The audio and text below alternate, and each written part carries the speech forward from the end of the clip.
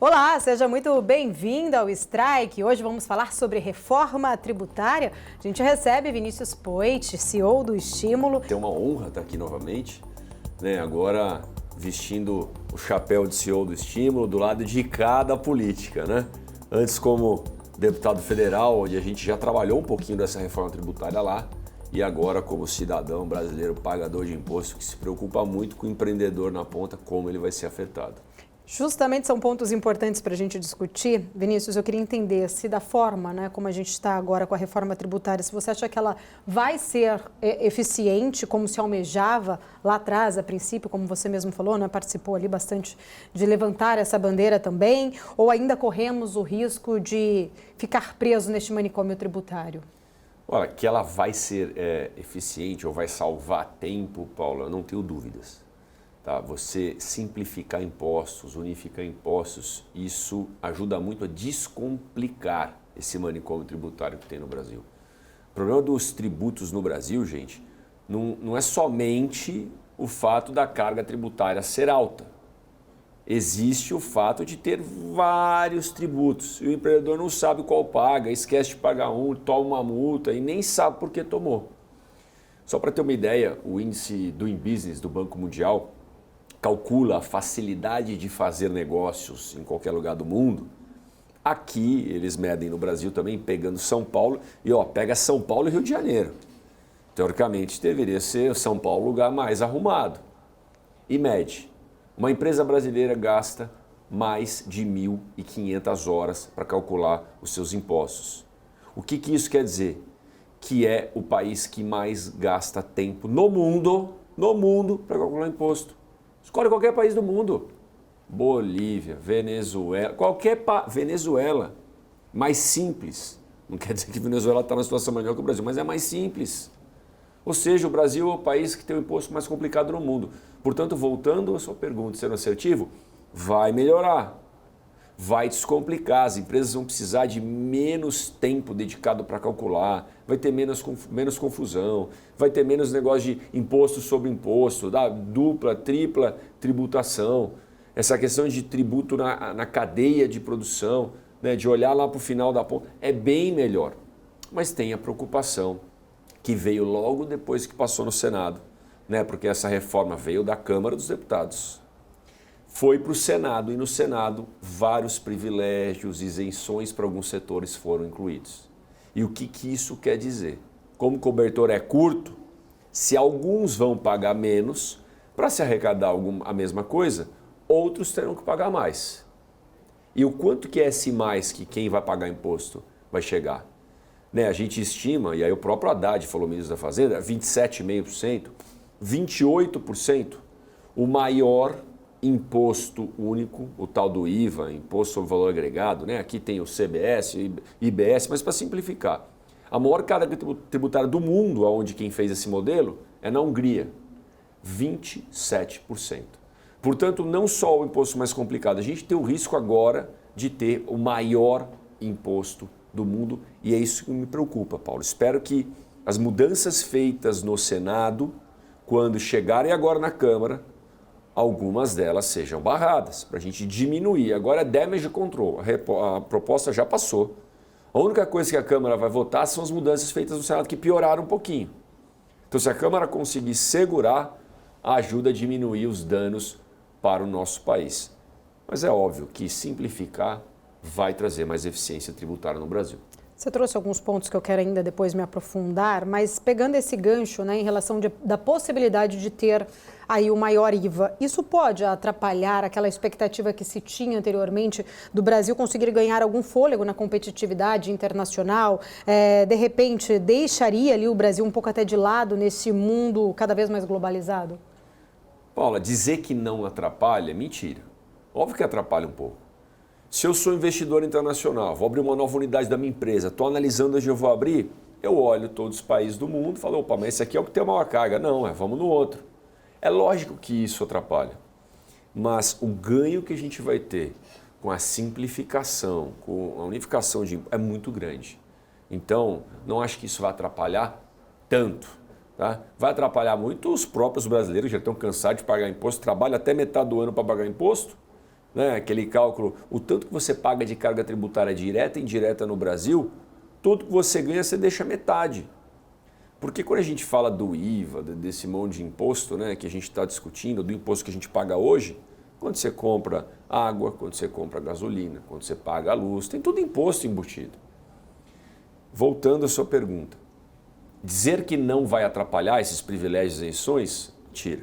Vai atrapalhar sim, principalmente que vai ter que pagar mais no Brasil. Agora, o fato de simplificar é um grande avanço. É um grande avanço. Né? Conseguimos a reforma ideal? Não. Cheio de problemas, isenções e privilégios para os amigos do rei, na minha opinião. Agora, conseguimos melhorar o que a gente tem hoje? Isso sim conseguimos. Olhando para os estudos que o IPEA acabou fazendo, ele fez uma revisão quando ele trouxe ali as projeções que tinham para o crescimento do Brasil. Quando saiu da Câmara em julho, no segundo estudo, primeiro ele havia projetado, segundo o IPEA, a PEC 45 ela poderia gerar 5% de crescimento do PIB nos 10 anos de transição, 3 ou 4% no aumento da produtividade. No texto de julho, quando saiu da Câmara, o estudo ainda não considerou esse texto alterado no Senado, mas ele já diminuiu, o IPEA reviu ali de 5% a estimativa para o crescimento do PIB para 2,39%. E também mudou ali na trajetória dessa transição a geração de emprego, que antes ele também colocava ali para 3 ou 4% para 1,6%, deixando claro que a reforma ela continua sendo positiva, mas poderia ser melhor, como você trouxe nessa leitura. De fato, eu queria entender na sua visão se você acha que a nossa produtividade, né, como que você acha que vai conseguir melhorar a produtividade diante de todas essas exceções que foram colocadas? Paula, se a gente olha, eu lembro que quando eu estava como deputado federal, Carlos da Costa, Gustavo Henry, uma turma do Ministério da Economia, tinha uma Secretaria de Competitividade no Brasil. E aí tinha uma roda toda que falava do custo Brasil. O que é custo Brasil, gente? Para produzir num país como Estados Unidos, para produzir no Brasil. Aqui a gente tem complicação nos impostos, então você tem mais custo. O seu time de tributário tem que ser muito maior do que lá. Eu lembro quando teve a fusão da TAM com a LAN do Chile, e a TAM, hoje a gente conhece como Latam, não sei, dependendo da idade de vocês que estão acompanhando, só conhece a Latam, mas tinha a TAM antes e a LAN no Chile. Quando fundiu, tinha uma conversa que falava, e depois eu fui averiguar, e é muito próximo do real, né, o tamanho do time da TAM para calcular imposto, o tributário, versus o da LAN, e elas tinham mais ou menos um tamanho parecido ali, a TAM tinha 5 vezes mais. Era um negócio assim absurdo. Então o custo Brasil, ele é grande por causa dessa complicação tributária. O custo Brasil é grande por causa da logística do nosso país. Praticamente não tem ferrovia rodando mesmo. Né? O nosso país anda sobre rodas, em estradas esburacadas. Né? O custo Brasil é grande quando a gente vê um governo que ainda intervém em várias relações comerciais, né? Recentemente agora até na relação trabalhista, uma vez que se a empresa quiser que alguém trabalhe num feriado e o empregado, o funcionário quer trabalhar, um quer pagar por um trabalho, o outro quer trabalhar e quer receber. Aí o governo dá um poder para o sindicato dizer, opa, e eu, o sindicato ganha o que com isso? Quero mediar. Então, isso aumenta o custo do Brasil. As empresas levam isso em consideração. Portanto, esta reforma, do jeito que está, embora não seja ideal, ajuda a diminuir um pouco as dificuldades, porque tira toda a complexidade. Mas eu fico olhando o IPEA e todas as projeções de bancos, não é só isso que leva em consideração. E a responsabilidade fiscal do nosso país? E um governo que nem testou o modelo do ministro da Fazenda, nem testou, já está abrindo mão e já está dizendo que não vai bater a meta. Já está dizendo, pode ser um pouquinho menos que o zero ali, a meta fiscal. E aí, gente, vou falar aqui do jeito que a população na rua... Gente, é o quanto ganha e o quanto gasta. Se você gastar mais do que ganha, você vai ter déficit. O governo não ganha nada, né? O governo arrecada de quem trabalha, que são os trabalhadores. O quanto ele arrecada, o quanto gasta. Eles projetaram fazer uma meta zero, tributando mais gente, botando um monte de imposto, que eu já acho um absurdo, né? Poderiam projetar fazer uma meta zero não tributando a população, e sim cortando o gasto cortão da máquina. E nem testaram e já estão dizendo que não vai dar. Aí as projeções vão para o buraco, porque o investidor olha de fora, rapaz, será que dá para investir ali? O governo não está mostrando sinal de mudança. Os bancos, quem dá financiamento, quem dá dívida, porque quando você gasta mais do que ganha, como é que cobre o rombo? Se endividando. Aí vai pegar dinheiro como? Aí o dinheiro vai ter que subir, vai ficar mais caro, porque o risco do país aumenta. E aí é uma roda que, se a gente olhar na fronteira, pertinho do Brasil, ali num país chamado Argentina, entrou nessa roda. Tomou dinheiro do FMI lá atrás. Vou te emprestar se você aumentar as reservas internacionais de dólar. O que a Argentina fez? Diminuiu a reserva. Agora, recentemente, a FMI foi lá e bum, mais bilhões, com a Argentina quebrada. Vou te emprestar se você reduzir o custo da máquina. O que a Argentina fez com massa? Não reduziu e ainda aumentou. Aumentou pensão, aumentou salário, barrou preço, tudo errado. Não quero que o Brasil entre nesse ciclo vicioso, nessa bola de neve que só vai levar o país ao buraco. E aí as previsões vão daí para baixo. Pegando um gancho que você falou agora anteriormente sobre as exceções colocadas ali no Senado, acho que ficou muito evidente o quanto o lobby no Brasil, os interesses dos setores, sejam pequenos ou grandes, acabam fazendo a política brasileira. Essa discussão do Senado acabou deixando isso mais evidente, né? Totalmente, Paula, porque quando você vê a Câmara dos Deputados, 513 deputados representam o povo. Quando você vê o Senado, eles falam que representa as federações, né, as unidades federativas, cada estado, até porque tem três senadores para cada unidade federativa, né, os 26 estados mais Distrito Federal. Por que tem 3, por vezes? Porque tem que dar uma representatividade, um balanceio ali. Agora, eu falo, os senadores estão representando que unidade federativa? Ou estão representando grandes corporações ou grandes influenciadores? Porque hoje eu estava conversando cedinho, eu falei, rapaz, vamos explicar o beabá, sem mimimi, como é que funciona aquilo lá? A maioria dos políticos, não todos, tem muita gente bacana, mas a maioria está lá preocupando em usar emendas, legislação, tudo para se manter no poder. Para se manter no poder, ele precisa de voto. Para ter voto, ele precisa agradar uma faixa da população. E aí, infelizmente, a justificativa do senador Eduardo Braga, que foi o relator da reforma no Senado, foi o quê? Precisei incluir essas isenções e esses privilégios para ter votos necessários para aprovar, para ter apoio dos senadores. Cara, se fosse uma justificativa de precisei incluir isenções e privilégios, que são setores que estão com baixa competitividade, esses setores precisam crescer, gerar emprego, e aí depois no todo vão até arrecadar mais, parará. Não! A justificativa foi para ter apoio. E por que senadores pedem isso para ter apoio? Porque eles precisam justificar para a sua base. Então, o senador que representa todos os taxistas, paz, aí vai o taxista, se você não arrumar isso para a gente, eu não voto mais em você. É isso. E o senador quer se manter no poder, briga, pede, eu não vou votar a favor se você não isentar o taxista. Vai lá, isenta o taxista, acabou. O senador que representa a classe médica, o senador que representa a indústria XPTO. É assim, gente. E eu estou falando só de voto, tá? Não estou falando de possível corrupção e dinheiro para financiar a campanha desses senadores e por aí vai. O que é isso?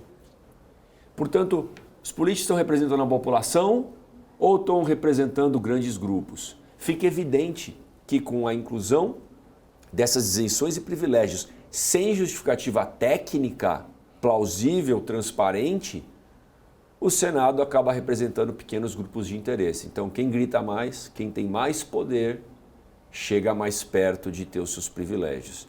E a população, que não tem tempo nenhum para ficar analisando isso, que pega o ônibus, acorda 4 da manhã, pega o ônibus, 2 horas até chegar ao trabalho, ganha salário mínimo, depois pega o ônibus, volta para casa, cumpre o segundo, terceiro turno, esse daí não tem poder de influenciar e fazer lobby lá em Brasília. Então, novamente, os amigos do rei acabam sendo, infelizmente, privilegiados. Essa é a minha opinião, Paulo. Quando você falou ali do senador, do relator Eduardo Braga, ele coloca ali no texto, né, que estes setores beneficiados, esses grupos ali beneficiados, eles vão ter que passar por uma reavaliação há 5 anos. O que me chama muita atenção é que a gente nunca viu no Brasil subsídios serem retirados. Pelo contrário, né, a gente nunca vê, pelo contrário, uma pressão muito grande. Você acha que de fato existe mesmo essa chance disso acontecer, como a reforma propõe? Como dizia meu avô no interior de São Paulo, é papinho para boi dormir. Não existe, gente. Não existe. Enquanto deputado federal, passou um monte de reavaliação de subsídios. Você acha que a gente conseguiu tirar algum? Não tira.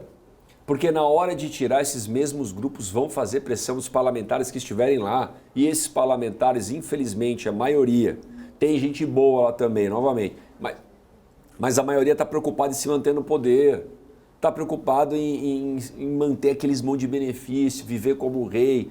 Meu, vira e mexe, gosto muito do ranking dos políticos, bota a comparação lá, o senador que tem não sei quantos mil reais, mais de 100 mil reais, 200 mil reais de reembolso por mês, 40 funcionários num gabinete, ele precisa manter esse reinado dele. Não vai rever coisa nenhuma.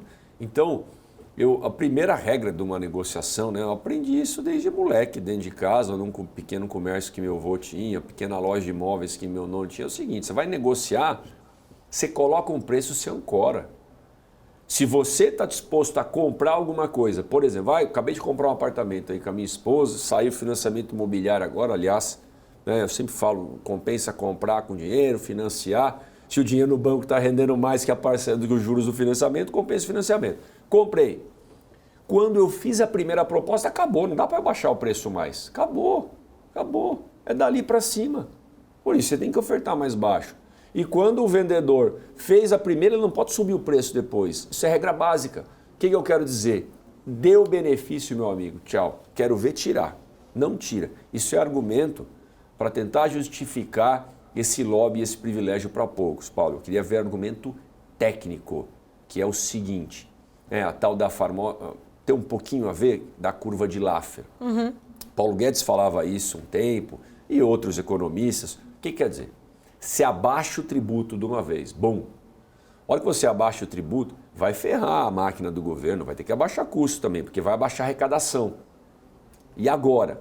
Só que a hora que você abaixa o tributo, abaixa a arrecadação, você estimula a sair mais negócio. Outras empresas entram, você atrai empresas, você melhora a competitividade e vai ter tanto mais empresa produzindo, empregando e fazendo que a base arrecadatória vai aumentar, o bolo para arrecadar vai aumentar. Portanto, o imposto menor sobre um bolo maior vai arrecadar até mais que antes. Isso acontece ao longo do tempo, a curva vai dar uma barrigada e vai subir depois. Portanto, dar isenção e subsídio para algum setor deveria ter começo, meio e fim. Olha, estou dando isenção para o setor do agro aqui no Brasil, tem muita isenção, por exemplo. Teve uma briga com o leite. Logo que o Paulo Guedes assumiu, eu estava lá, e aí tiraram um monte de imposto sobre importação de leite em pó que vinha da França. Se vocês procurarem, vocês vão achar isso. Teve uma gritaria do setor do agro, bum, voltou o imposto. E aí começou a pagar, taxar os produtos importados de novo. Aí a gente foi no Paulo Guedes e falou, como assim, cara? Tem que abrir o mercado, tirar imposto. Ele falou, gente, o empreendedor que está no campo brasileiro hoje tem uma dificuldade logística tremenda para escoar, tem uma dificuldade tributária tremenda. Nós vamos dar isso aqui momentâneo e enquanto isso a gente está corrigindo a logística, corrigindo o tributário, para dali na frente desmamar e ele competir de igual para igual. Se tivesse uma justificativa do porquê que vai dar uma isenção para o táxi, para o médico, ou seja lá para quem for, até vai. Uma justificativa técnica, começo, meio e fim. A gente fala muito do Bolsa Família, você comemora quantas pessoas entraram no Bolsa Família, tem que comemorar quantos saem. Porque é um programa que você ajuda, né?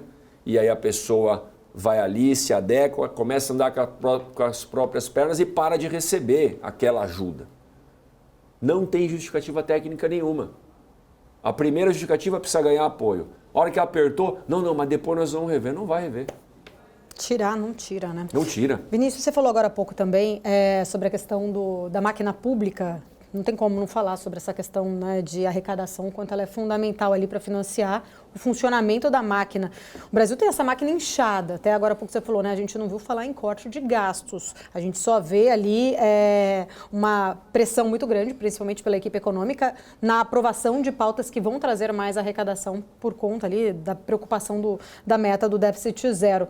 Olhando um pouco para a questão, né, dessa máquina inchada, dessa dificuldade em conseguir equilibrar as contas, né? A gente tem aí duas searas, acho que nesse contexto. Uma que é uma possível discussão de uma reforma administrativa, e a outra é uma questão mais sobre a eficiência dos gastos públicos. Eu quero entrar nas duas, mas eu vou começar com essa questão da eficiência nesse cenário. Por que existe tanta dificuldade de se mensurar a qualidade do gasto público, né? Por que o gasto público no Brasil ele é feito de uma forma pouco criteriosa, vamos dizer?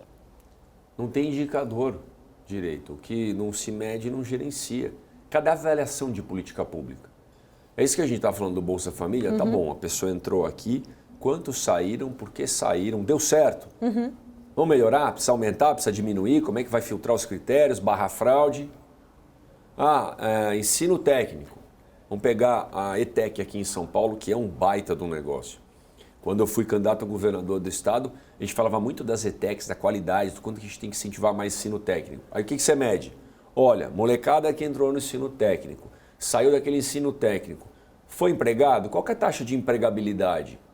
Né? A gente está ensinando o que o mercado está contratando? Rapaz, naquela escola ali em Franca, por exemplo, a gente está ensinando culinária.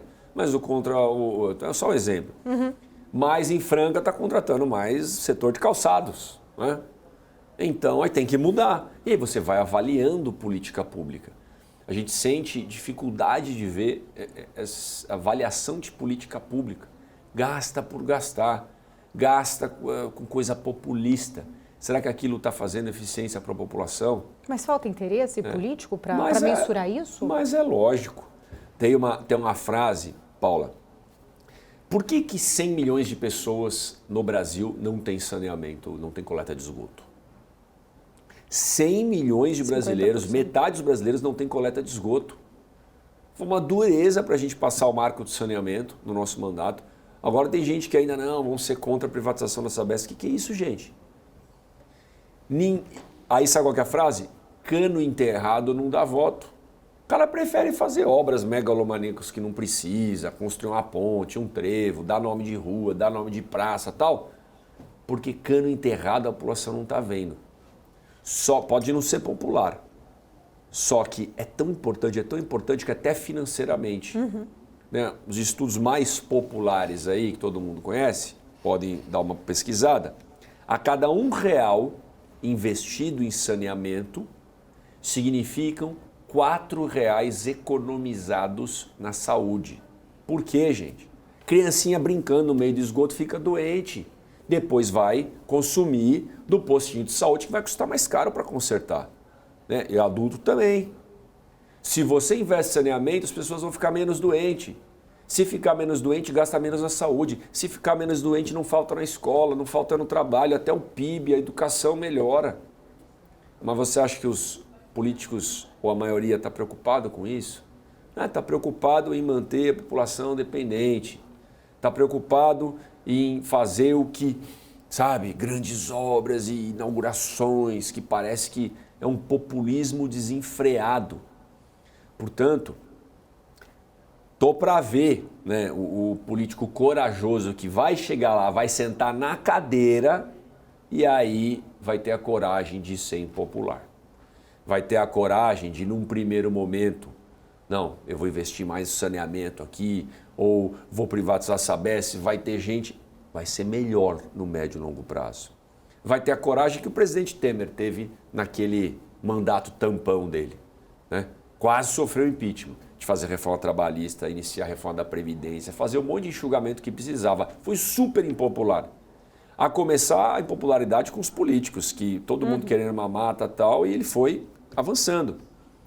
Quero ver o presidente da República, o gestor público, vai ser impopular contra o funcionalismo. Porque é uma classe mais organizada, que tem muita gente boa, que serve com propósito, que tem mérito, que estudou, que prestou concurso, mas tem muita gente que não está lá para servir, está lá para ser servido. Quero ver. Por isso que a reforma administrativa não sai. O presidente Bolsonaro tinha uma equipe de craque lá, lideradas pelo Wagner Lenhart. O Wagner tocou, formulou a reforma administrativa em 2019, estava pronta a proposta. Eu fiz um vídeo sobre ela, está postado nas minhas redes. Pergunta se saiu reforma administrativa no governo do presidente Bolsonaro. Não saiu, porque aí o próprio presidente, seu entorno, já fica com medo do desgaste. E aí não vai fazer. O governo Lula não vai fazer. O Lira vira e mexe, ele fala. O Lira está pressionando. Está pressionando. Isso é um bom... Até fiquei surpreso assim. Mas eu quero ver se vai fazer. Ou será que ele está pressionando porque o governo não está dando cargo, não está dando emenda suficiente, aí o governo dá e para de pressionar. Ó, você não está dando, eu vou pressionar. Não sei. É a carta na manga, de repente, ela é carta na né? manga ou não? É legítimo ou não é? E sabe por que eles não fazem? Porque eles não querem ter impopularidade. Sabe por que eles não querem ter impopularidade? Porque eles querem se manter no poder. E aí é que eu coloco um ponto. Professor Modesto Carvalhosa, baita jurista brasileiro, note o nome do livro dele, Da Cleptocracia à Democracia. Falar sobre uma proposta de reforma política para o Brasil. Professor Modesto Carvalhosa é contra a reeleição. Eu também sou contra a reeleição, por isso que eu não fui para a reeleição para deputado federal. O que a reeleição causa? É um incentivo perverso. Lembra que na faculdade, né, quando falava de gestão, fiz administração no GV aqui em São Paulo. Gestão nas empresas, se tiver incentivo perverso, o gestor vai tomar uma decisão pensando em alguma coisa errada. O incentivo perverso da reeleição na política é que o presidente da República vai tomar uma decisão pensando em se manter no poder. Não no que é melhor para a população. Paz, a reforma administrativa é muito importante para a população, porque vai cortar gasto, vai permitir abaixar imposto. Só que se eu fizer agora, vai ter a gritaria do setor público, piquete, greve na escola, greve nisso. Não vou fazer. E aí ele não faz e vai enrolando, porque ele quer apoio, ele quer se manter no poder. Como esses sindicatos públicos tal, são mais organizados, gritam mais. E aí o cara não enfrenta.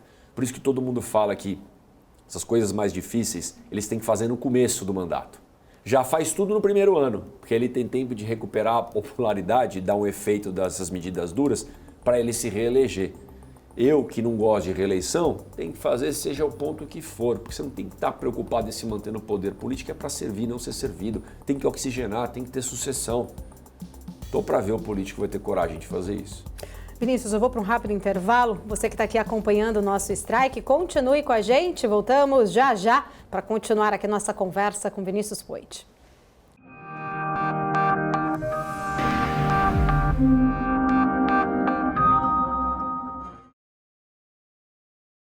De volta aqui no Strike, estamos falando sobre reforma tributária com Vinícius Poit. Vinícius, falamos bastante sobre questão da gestão, da questão da máquina pública, da forma, né, que seria o ideal, vamos dizer assim, com uma reforma administrativa. Eu só queria dar um passo de volta em relação à questão da reforma tributária, principalmente naquela questão que a gente falou um pouco antes também, sobre o aumento da produtividade. Quando a gente olha para o Brasil hoje, quais os desafios que você acredita, além da reforma tributária ser talvez uma indutora nesta melhora da produtividade, mas quando a gente olha de fato para o cenário produtivo brasileiro, para as indústrias, o Brasil sofreu muito uma redução das indústrias, né? Hoje elas respondem a 18% ali do PIB. Como que você enxerga? Existe possibilidade da gente, não só com a reforma tributária, mas com outras ações, o próprio governo tem falado em neoindustrialização, podemos acreditar que o Brasil pode voltar a ter a indústria de antes ou fazer a neoindustrialização com as políticas que deram erradas no passado vão ser novamente fazer mais do mesmo? Olha, Paula, para ser muito sincero, com o governo que está aí, com as medidas, falas, posicionamentos que está tomando, eu não acredito. Apesar de ter muita gente boa fora o governo federal. A gente olha para o próprio governador Tarcísio aqui em São Paulo, né, caminhando com concessões, com privatizações. No Porto de Santos, a autoridade portuária ali, tem o Pomini, né, que aí está debaixo do Ministério de Portos e Aeroportos, que está fazendo um bom trabalho, né, que fala nas concessões, nos galpões que estão abandonados, fala da ponte do túnel, no caso Santos-Guarujá. Então, existe gente bem intencionada que está fazendo um bom trabalho. Mas se eu olhar para as falas do presidente da República e outros mais próximos de uma esquerda ou de um PT ideológico, eu não vejo luz no fim do túnel. A gente precisa, além da reforma tributária, que não é só simplificar e sim reduzir imposto onde der, é de melhorar a logística do país. Agora, como é que vai melhorar a logística se é um governo que não quer falar em privatização, em concessão de portos, aeroportos, trem, rodovia? É um governo que quer inchar a máquina, quer estatizar mais do que desestatizar. Se o governo já não mostrou capacidade de fazer nada até aqui tão eficiente, ainda não quer deixar o privado fazer? Então, novamente, o Brasil anda sobre rodas. Precisa de mais trem, precisa de mais ferrovia. Discurso do governador Tarcísio, discurso do governador Zema, governador Eduardo Leite. Agora, não é discurso do governo federal. Vou pegar o setor do agro. Pô, Brasil é o celeiro do mundo, tem... Tá bom, mas e o escoamento? Tem uma frase no agro que eu gosto, que faz sentido, que a gente escuta de quem está lá na ponta. O agro é eficiente da porteira para dentro. Agora, da porteira para fora, porteira para dentro, o Brasil é campeão. Índice de produtividade por hectare, por alqueire, sabe? Irrigação, geolocalização, enfia um trenzinho lá no solo, um sensor, sabe de longe se o solo está bom, se está ruim, se precisa ligar o pivô para irrigar, o que tipo de defensivo precisa. Top! Só que da porteira para dentro, da porteira para fora, um monte de estrada esburacada, estrada de terra, né? Algumas BRs lá para o Nortão que os caminhões precisam passar um monte de valeta, lama, o que é isso? Falta mais trem e falta entrepostos. Porque o que se perde de alimento, né? O Felipe Dávila, que foi candidato à presidência lá do CLP, falava muito disso. Combate ao desperdício de alimento começa com a logística. O que se perde alimento nessa logística de caminhão, se a gente coloca mais entrepostos adequados para receber o pequeno produtor na sua região, leva tudo para lá, dali, já monta num trem, já anda, ou mesmo com escoamento de caminhão. Então, não é só reforma tributária, é a logística e precisa caminhar com concessão, com privatização, com PPP, na falta de um governo eficiente. E eu também não acho que vai ter um governo que consiga fazer isso. O PAC não conseguiria atingir esse objetivo. Mas não terminou nem o PAC 1, PAC 2, o PAC 3, mas não terminou nem o que era para ter sido feito antes, na época da Dilma. Vai terminar agora? Eu não confio. Né? Vamos dar o benefício da dúvida. Mas a gente olha o track record. Né? Errar uma vez, até que vai. Agora, errar 2 vezes, não dá, na minha opinião. A gente precisa enxugar a máquina pública. Reforma tributária, logística que precisa melhorar nesse país com concessão, privatização. Máquina pública que precisa reduzir com uma reforma administrativa. Né? Reforma política. Quando eu fui me candidatar a deputado federal, então eu começava a palestrar em um monte de lugar aqui no estado de São Paulo, tudo.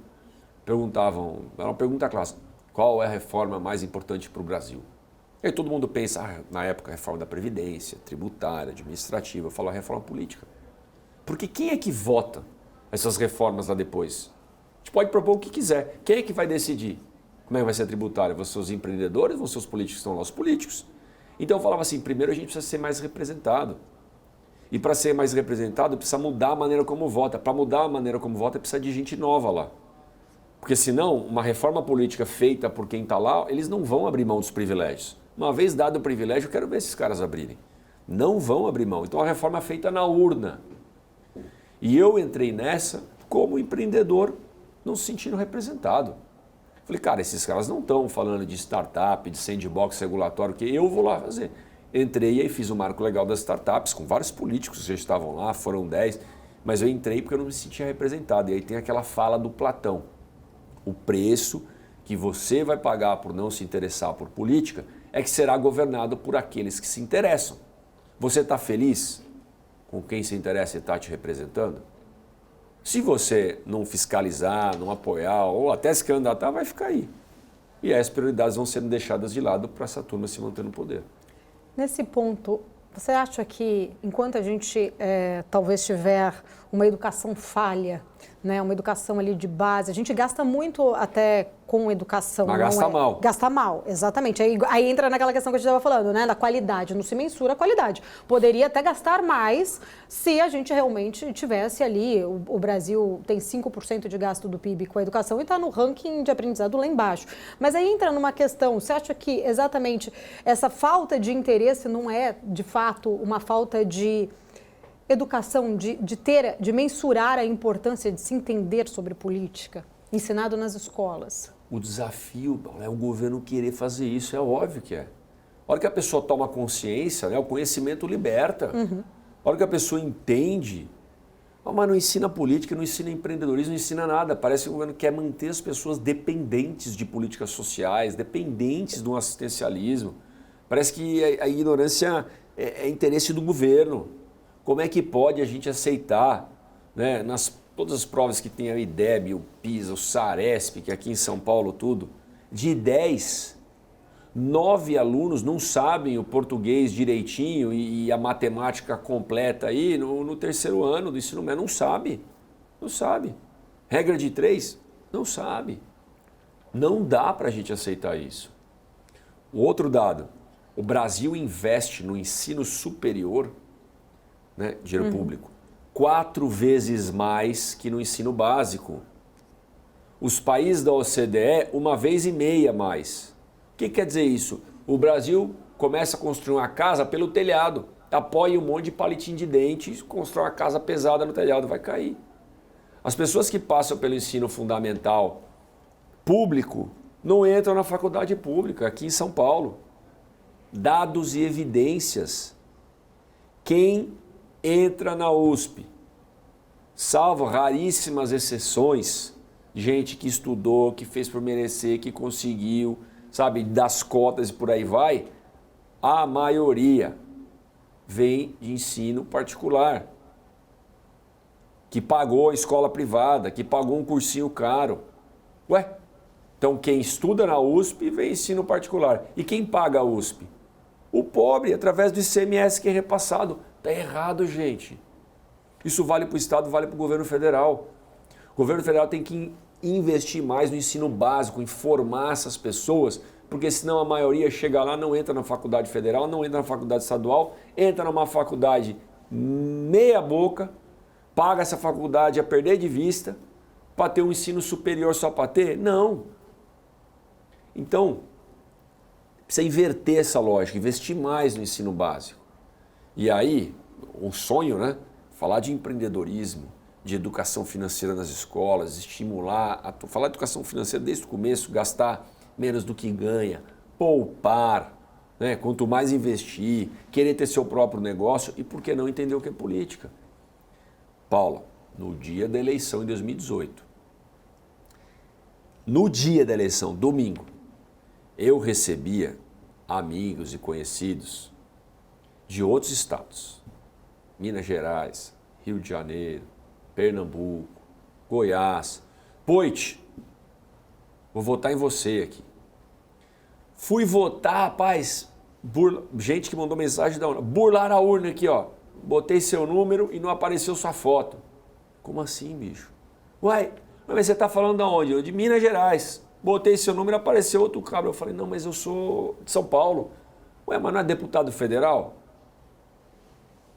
Ué, mas tem deputado federal de cada estado. E isto acontece. Então, acho que uma educação política básica de entender qual o papel do vereador, né?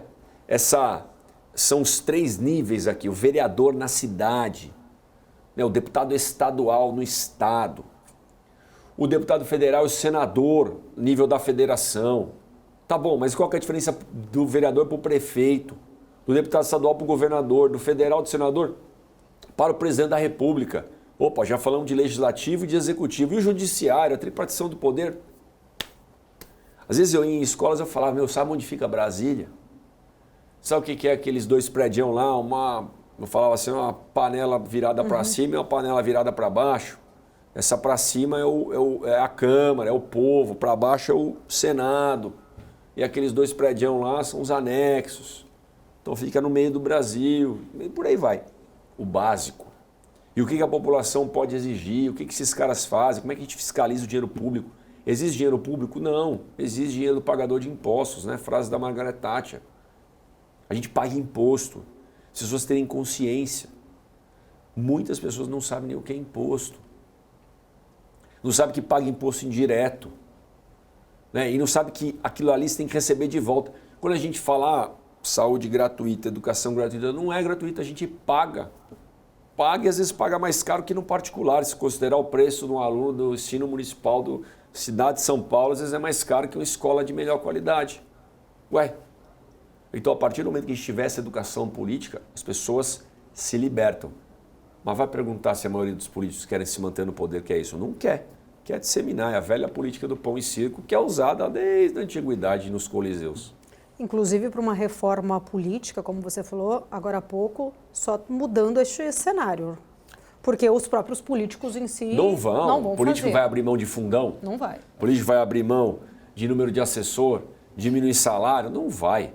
Por isso que eu falo, a verdadeira reforma política começa na urna. E para começar na urna, precisa de educação política. Senão, o pessoal vai continuar trocando voto em cesta básica, trocando voto em campinho de futebol, trocando voto em churrasco, trocando voto em geladeira, em colchão. E aí, eu olho a situação das pessoas, você vai falar que está errada também. Precisa sobreviver. Vive um coronel, né? Coronelismo. Coronelismo. O coronel tomando conta da região ali e eles não têm o que fazer. Sofrem ameaças. Por falar, eu sei ver se você votou em mim ou não. É desse jeito. Quando não tem compra de voto, numa tona de R$50. Gente, não dá. Portanto, é aquele negócio, tudo começa na educação, né? Começa dando uma educação de qualidade, dando conhecimento, que as pessoas vão ter opinião para formar e, quem sabe, vão votar melhor. Voltando para a questão mais política mesmo, né, do Estado mais indutor, principalmente desse atual governo, né, que quer, né, sempre se manter aí como um Estado maior indutor, as corporações se apoderando de situações, por exemplo, do lobby, igual agora há pouco a gente estava falando, algumas corporações se apoderando cada vez mais dessas influências diante do Estado. A gente sabe que o Estado não vai aguentar, até porque a gente já tem visto essa grande discussão de não se ter essa meta do déficit zero, enfim, a dívida vem crescendo cada vez mais. É possível ser mais produtivo através somente do Estado ou não, né, pela iniciativa privada nessa competição interna? A gente sabe as consequências do quão importante é a iniciativa privada poder ser maior indutora.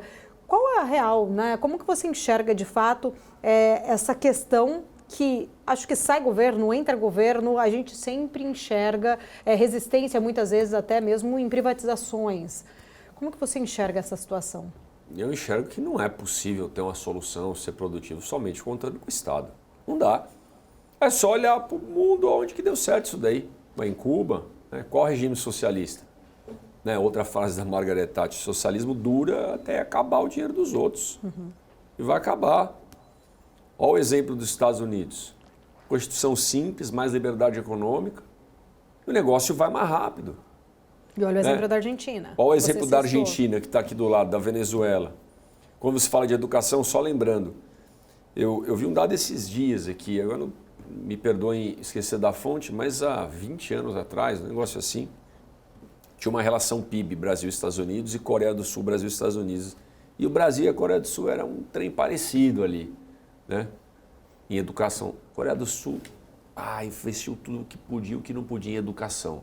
Hoje, não precisa nem dizer, né? Voou. Corporações multinacionais e tal, mas anos-luz na frente do Brasil. Portanto, além de investir na educação, o governo tem que entender que não é bom de fazer tudo. Não é bom, não é eficiente em fazer tudo. Cuida da segurança pública, sabe? Cuida de garantir uma educação básica de qualidade, ficar mexendo no ensino superior. Olha para uma saúde digna para todos. Precisa, sim, num país tão desigual no Brasil, alguma política social, mas com começo, meio e fim, um cuidado com quem está mais precisando, um combate à fome. Agora, o governo precisa ter estrada, precisa ter petroleira, sabe? Precisa ser dono do hospital e não só uma agência que regula. Precisa ser dono de todo o saneamento. O governo precisa ser dono de televisão, dono de empresa brasileira de comunicação. Pelo amor de Deus. Não vai, dono de portos, dono de aeroportos, não vai resolver. O Zema falou uma vez num debate que o governo era igual um pato. Mas igual um pato? Que história é essa, né? O pato não corre, né? Ele faz tudo. Ele corre, ele anda, ele bota, mas ele assim, nem botar over, nem cacareja. Ele não é o cara que corre mais, ele não é o cara que voa mais alto, né? Igual alguns animais que fazem alguma coisa muito bem. Ele faz tudo mais ou menos. Esse é o governo.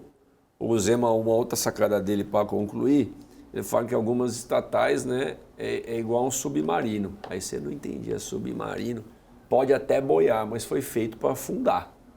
Então, o governo tem que fazer o essencial, gente. O resto, sabe, não tem dinheiro para tudo. Faz parceria pública-privada, fiscaliza, fica em cima. Porque se o cara fizer errado, tem que botar para fora e pegar outro. Agora, não queira fazer tudo, que é isso aí. Déficit fiscal, excesso de privilégios, excesso de incentivos errados para quem só quer ir para a política, só quer ir para a máquina pública para se beneficiar e ser servido e não servir a população.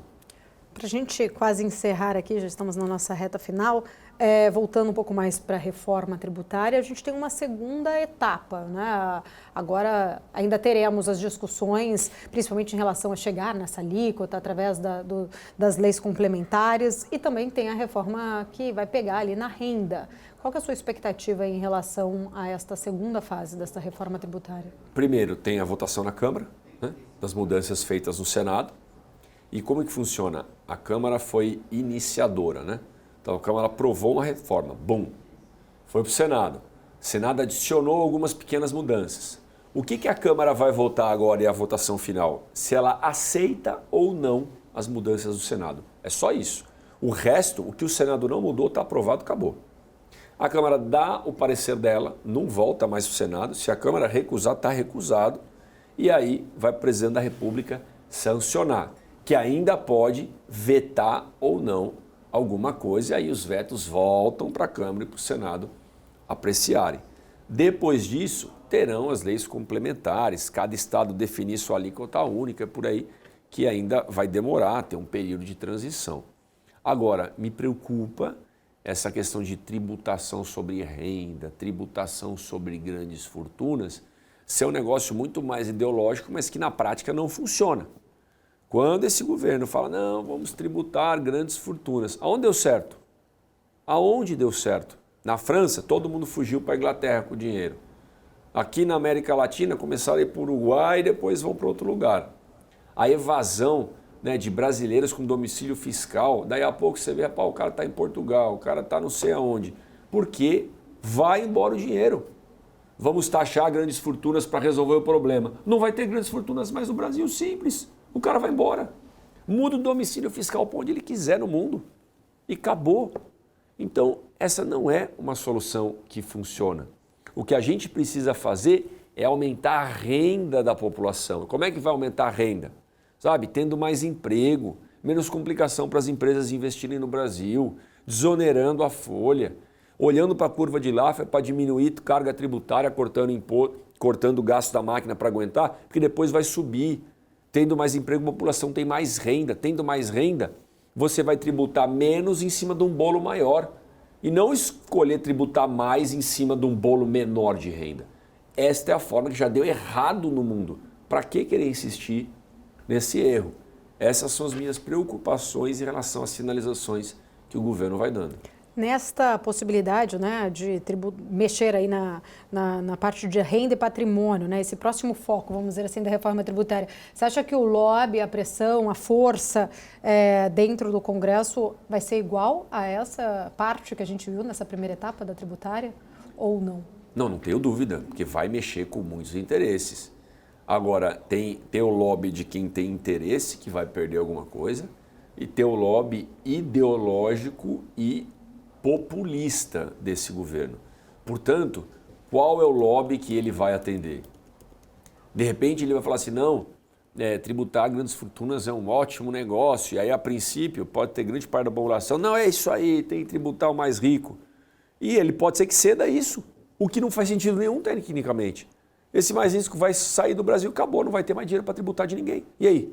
Vai voltar, vai tributar o mais pobre que vai acabar pagando a conta, vai pagar o pato.